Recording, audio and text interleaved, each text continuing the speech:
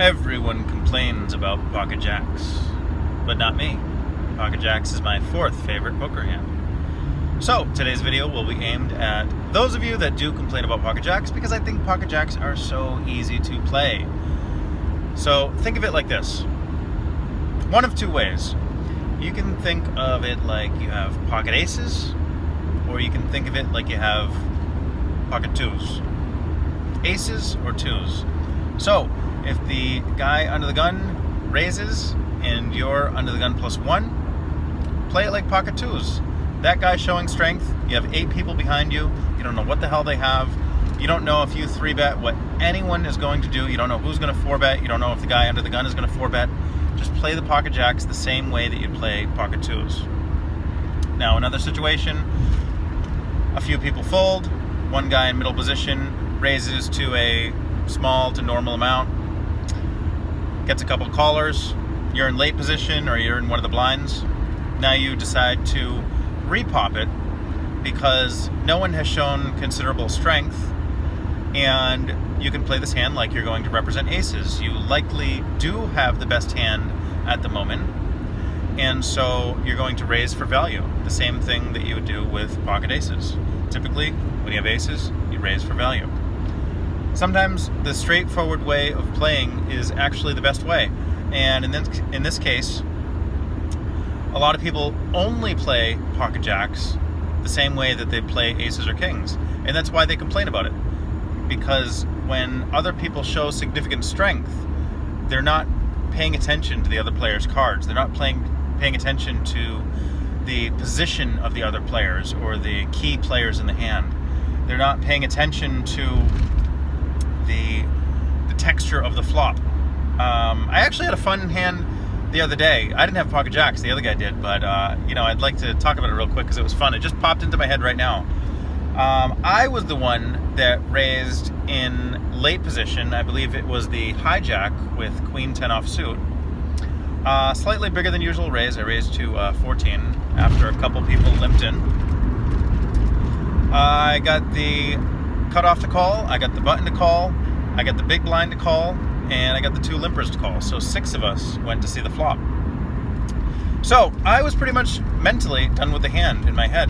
I thought to myself, I probably don't have the best hand, and it's very likely that if I do catch a queen or 10, I will still not have the best hand because of the amount of people in the hand. So I was going to proceed cautiously. But the flop came out very, very favorable. It came out Queen 2-3. How much better can you get than that? So I was like, okay, when it comes around to me, I'm actually going to put out a nice, maybe 40% pot size bet.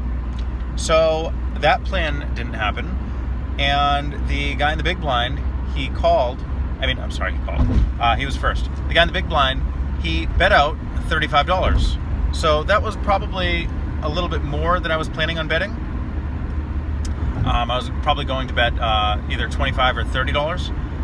And he bet out $35, and there was 5 people left to act. So I think that's an important consideration.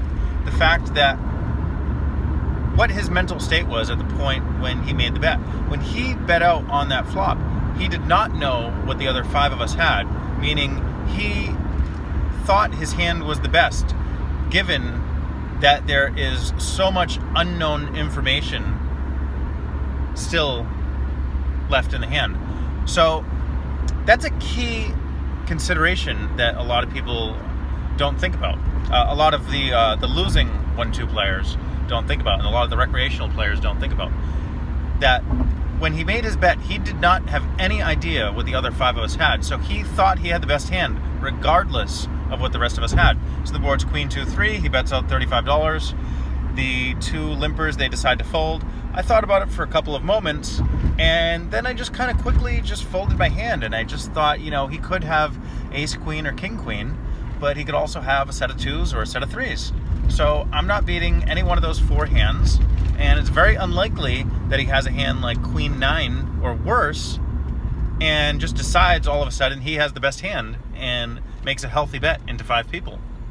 So I just folded my Queen 10. And the guy to my left in the hijack position, he ended up calling, and from my outside point of view, I thought he had a much stronger hand than he did. but it ended up going to showdown. It went check on the turn and river.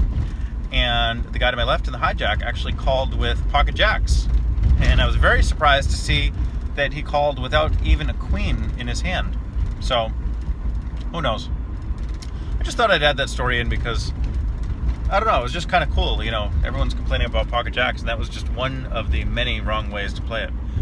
People always say there's 3 ways to play it, and every way is wrong. Well, if you always play your hand, your pocket jacks, like you have pocket 2s, I do not think